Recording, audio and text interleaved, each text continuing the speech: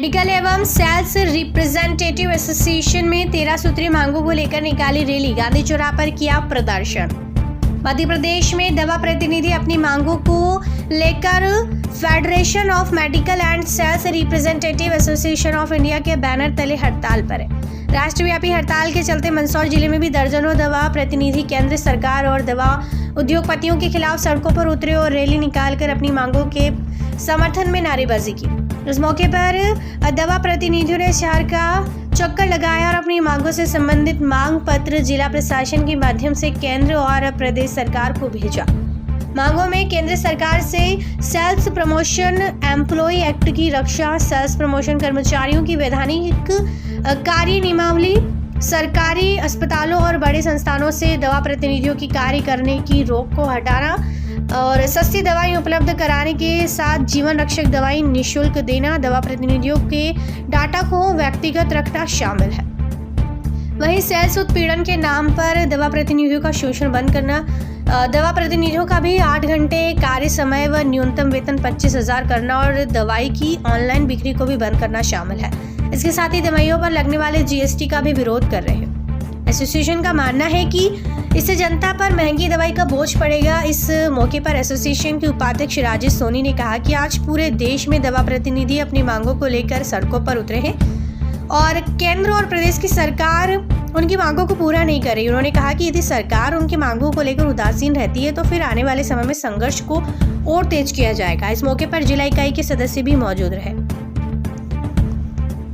आज पूरे भारतवर्ष में, जैसा कि अभी हमारे साथी ने बताया, करीब 5 लाख मेडिकल रिप्रेजेंटेटिव जो है वो आज एक दिन की स्ट्राइक पे हैं, जो हमारी राज्य सरकार से मांगे हैं, केंद्र सरकार से और नियोक्ता जो कंपनियों से मांगे हैं। सर्वप्रथम उनमें एक तो हमारा 8 घंटे का वर्क जो सुनिश्चित हो। अभी भी हमारे बहुत सारे साथी जो मेडिकल रिप्रेजेंटेटिव हैं वो रात भर तक काम करते हैं, 12-12, 1-1 बजे तक काम करते हैं। 8 घंटे का वर्क सुनिश्चित हो। दूसरा, जो लाइफ सेविंग ड्रग्स है, जो लाइफ सेविंग ड्रग है उन पे 0 जीएसटी हो, क्योंकि एक आम आदमी की पहुंच से वो बाहर होती जा रही है। और उसमें देखा जाए जो गरीब जो हमारे बंदे हैं, जो गरीब भाई बहन मजदूर वर्ग से आते हैं, उनके लिए काफ़ी मुश्किल होता है कि वो उचित इलाज करवा पाए।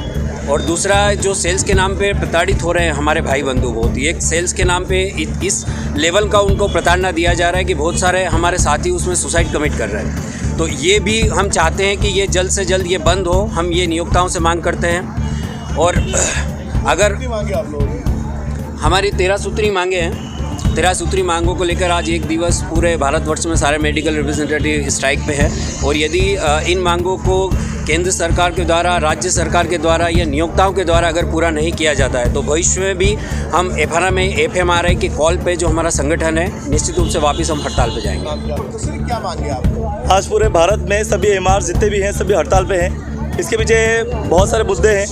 इसमें कुछ मांगे हमारी सरकार सेंट्रल गवर्नमेंट से भी है, राज्य से भी है और नियोक्ता से भी है। इसमें मुख्यतः जो मांगे सरकार से है हमारी, उसमें 4 लेबर कोड जो लेके आई है उसका नोटिफिकेशन जो करने वाली है, हम उसका विरोध करते हैं। और जो हमारा सेल्स प्रमोशन एम्प्लॉय एक्ट 1976 है वो हम सुरक्षित चाहते हैं। ये हमको अपना अधिकार देता है लड़ने के लिए, और ये ध्वस्त होगा तो हमें बहुत नुकसान होगा। इसके अलावा हम ऑनलाइन बिक्री का विरोध भी करते हैं।